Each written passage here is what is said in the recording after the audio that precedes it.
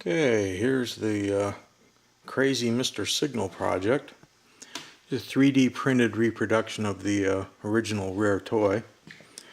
And I'll start off holding it in my hand here. And this particular one is 2 penlight batteries in the back. The original toy, which was tin, had 2 D-cell batteries on the bottom. You have a bump and go action that would be happening now. Then when it stops, the light turns red and the bell goes.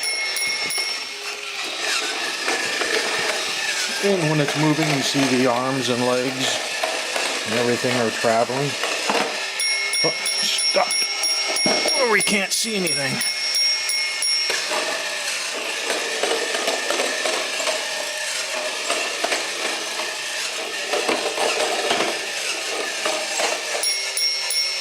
And there you have it, Mr. Signal.